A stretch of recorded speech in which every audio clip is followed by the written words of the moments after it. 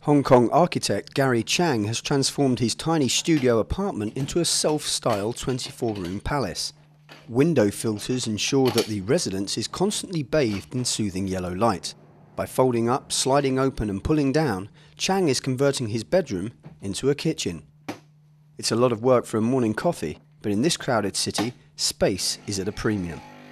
I think the idea of transformation actually all originated from my home, which we have to deal with a very tight space with many people.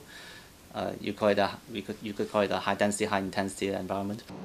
For many Hong Kong residents, however, life is far less glamorous, and a lack of money ensures that comfortable housing remains well out of reach. In Hong Kong, we have around 7 million population, and among of them, there are 1.3 million living under poverty line.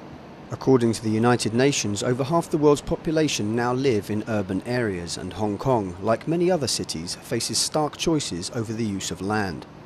Now, if we look at the statistics in Hong Kong, less than 25% of our land is built-up land. And within that 25%, only 3.6% of the land is for housing, whether it's public housing or private housing.